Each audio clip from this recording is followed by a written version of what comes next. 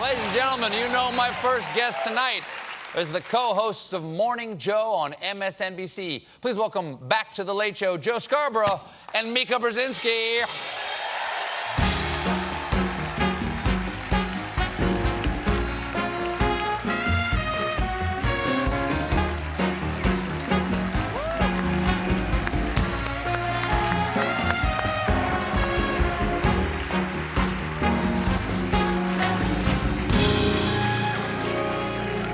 Welcome back. We have not had you guys here for a year and a half.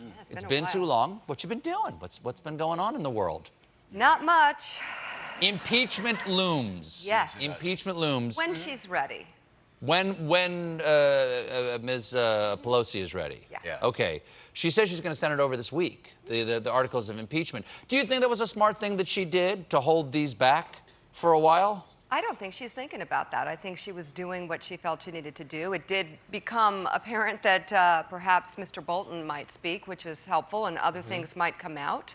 But I don't think she's sitting there listening to us and No, I'm not suspecting that she's it. asking for like our opinion, No, but it is a power move in order to get something that she thinks should happen in the Senate, which is a fair trial. It is, I will give it to you, if you have a fair trial, right? Mm-hmm. And she's methodical. I thought it was a great move. She actually created space. You know, in soccer, you talk about making space for the players. She actually made space. And in that space, Republicans actually got a little bit nervous. You had Bolton, of course, coming out saying he could testify. The longer that went on, you looked at the polls, it showed more and more Americans wanted to hear the testimony. So now we're hearing today, there's a possibility that you may have some Republican defectors in the Senate actually demanding that they hear, that would be great. Yeah. That would be great. I'll believe it when I see it. Exactly. Right. Joe, you wrote an op-ed for the Washington Post, Joe, in December about impeachment and courage. Who needs the courage here? Like every Republican. I mean, I think every Republican, I also think Democrats, as far as understanding that what they're doing is not about 2020. What they're doing is about history. It's about sending a message to future presidents. It's about sending a message to future politicians. And what I found at my very low level in politics when I was in the House, that when you're not worried about the next election, remarkable things happen. People listen to you. People follow you. When they don't think you're calculating, but you're doing something because you think it's the right thing, then they follow. Who's showing courage? Who has shown courage so far? Either one of you as a jump ball. Well, you see it coming out at times, but then Like a groundhog just poking its head up, like that? well, it's like, Once a they year don't for really a couple go. of minutes. Yeah, but there've been some Republicans who will kind of go halfway there and then pull back. It's what I don't understand. What job is worth selling your political soul for? What job is worth doing what so many of these Republicans are, where you can look at the people who are running in Republican primaries and you can predict what they're going to do. It's very disappointing. Well, let's talk about Iran and the recent sort of destabilizing of that region and the world. A lot of people are nervous all over the place about what's going on there. What does this mean for Trump? Well, that's a good question, because I initially thought that this was, one of his major deflections, which That is perhaps it was so we wouldn't talk about impeachment? You thought that was one of the things he was we've doing? always wondered how far he would go to distract from what is going on.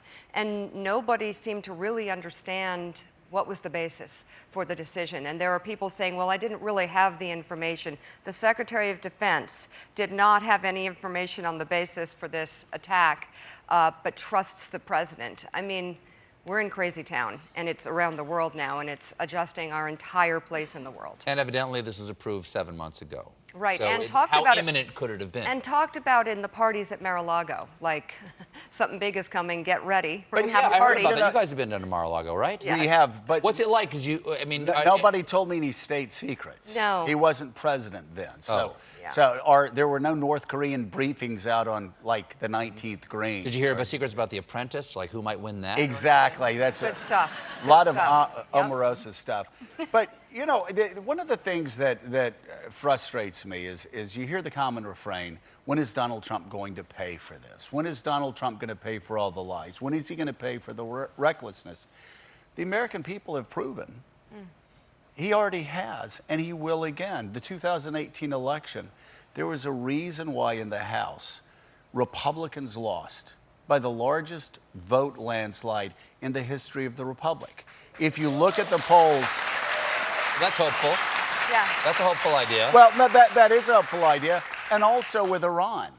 I mean, yes, perhaps Donald Trump was cynical, but you look at the polls that have come out, Americans are scared. They're nervous about this. Only 1 in 4 Americans believe that the attack on Soleimani makes America a safer place. And the overwhelming majority of Americans were against the strike. Regardless of the fact, I think most Americans understand that this was a really, really bad guy. But so is Kim Jong-un. So is Assad.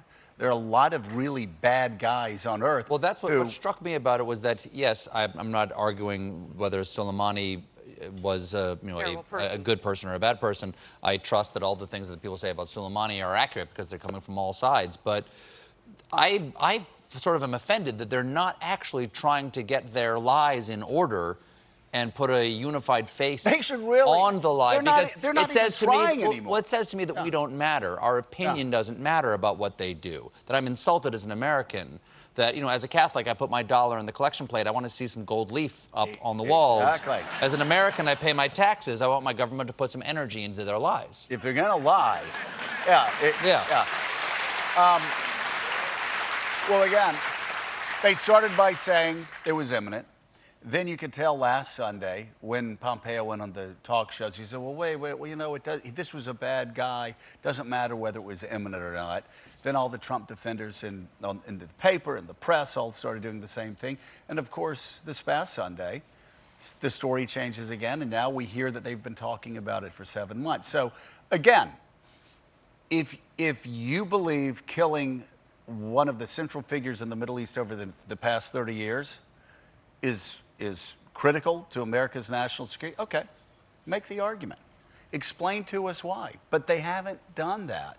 And that's why this is so dangerous. It's so ad hoc. Again, listen, Kim Jong-un's a bad guy. Is he next on the kill list? Is Assad next on the kill list? He killed 500,000 people. Saddam Hussein killed a lot of Arabs, killed more Arabs than anybody else. Taking him off the earth hasn't exactly stabilized the region any more than killing Gaddafi has. So again, give us your justification. And the fact that they don't even try, the administration doesn't even try, the Republicans don't even try, it's deeply concerning, because what's next? Well, folks, we got to take a little bit of a break. Please don't go anywhere, because we're right back with more Joe Scarborough and Mika Brzezinski. She's got a book.